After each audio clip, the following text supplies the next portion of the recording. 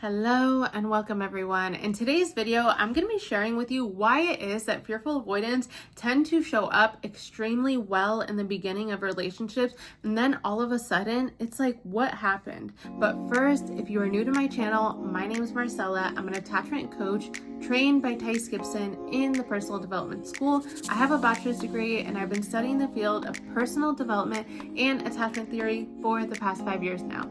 Now let's dive in. Fearful avoidants tend to have grown up with mixed messaging around what it means to give and receive love. They tend to have grown up in highly chaotic environments. The background tends to be they've grown up in trauma, chaos, or abuse. So for the fearful avoidant, I'm going to share this example, right, to really demonstrate this. Maybe as a fearful avoidant child, you would come home and you had a caregiver who was an addict, and some days they were really nice to you, they were attuned, and they could give you presence, love, and connection. And let's say another day you come home and now they're going through withdrawals and now they're angry and they're yelling at you, they're being volatile, or they're pushing you away.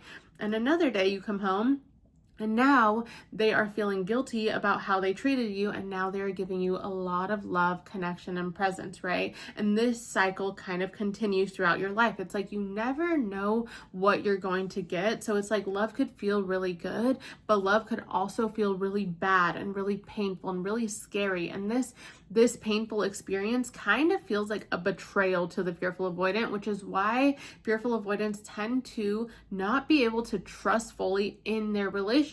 So when you are in the beginning of a relationship, right, and you get into this relationship and you're feeling all good, so bubbly, so confident, because you are an amazing person, right? You're an amazing human being. All of us are. And so there's no doubt about that. You show up extremely well. You are present. You are really attuned to other person. You can really listen to them, be excited for what they have going on in their world. You can really share everything about yourself. You're very caretaking in nature. Like, you're an awesome person, right? And then over time, you notice that you start pulling back in the relationship. Why does this happen?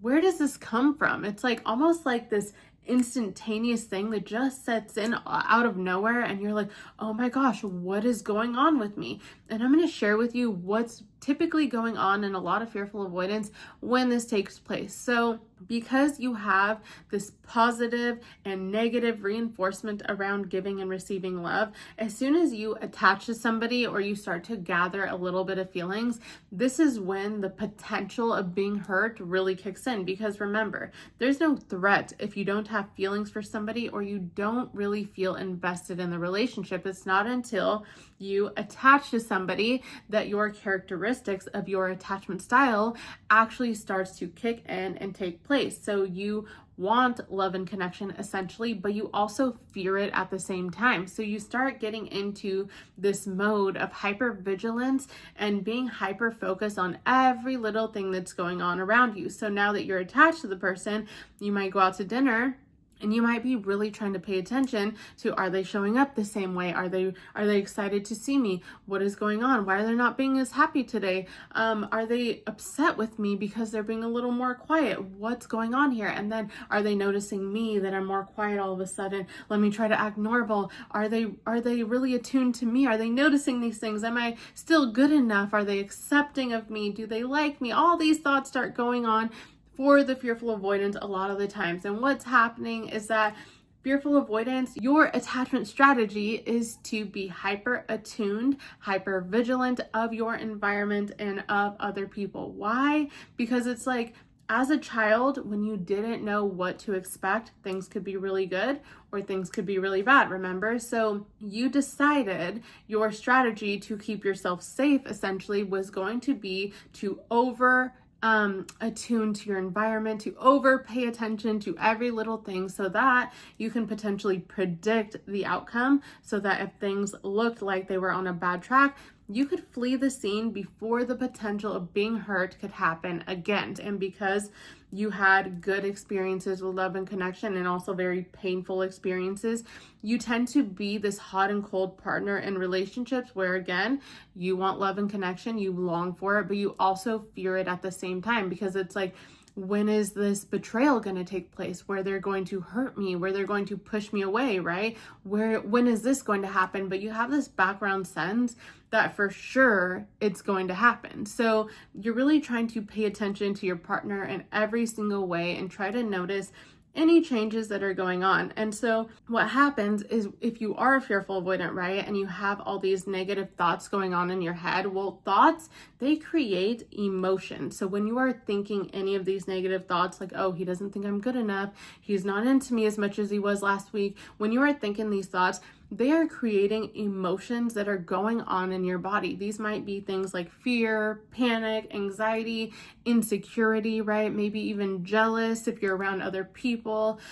These kind of things are just showing up because your thoughts are creating emotions, and then your emotions create whatever action you take. So psychology has proven that every single action we take is based on our emotions at the time. So if you are having anxiety, fear, panic, and you're thinking these thoughts like, he's not into me, he's acting different today, what action are you going to take? You're probably going to shut down. Maybe you're going to cancel a future date because you're like, I don't want to go out with him. I don't even know if he's into me anymore. Or you start sabotaging the relationship because you have all of these negative thoughts going on. And this is just because of your earlier experiences around what it means to give and receive love. It's like yours was confused messaging. It's good, but it can also be very painful. So it's like this come here, wait, get back, you might hurt me kind of thing going on. And it's just about your beliefs, right? Your conditioning, whatever we are conditioned around, we assume it as like it's the truth about our world. We assume that this is going to happen. And although this might not be a conscious process, like you're thinking this, it's what's going on in the background, right? It's happening in your subconscious mind, and it's playing out in the way you are acting in your world. And so I want you to understand that sometimes we have all or nothing thinking patterns as fearful avoidance. When you've grown up in trauma, right, you tend to have what I call cognitive distortions. You might have heard that before, but it's like these all or nothing thinking patterns where it's like, they either love me and they're showing up 1,000% well, or they don't like me anymore and now they're pulling away, and that must mean they hate me or they don't think I'm good enough, right? This is cognitive distortions. Or another example is really catastrophizing things all of the time. It's like if something happens or they made a different facial expression, like you go down this rabbit hole of, oh, that means he doesn't like me anymore. That must mean he's not interested in me, right? This is how cognitive distortions show up.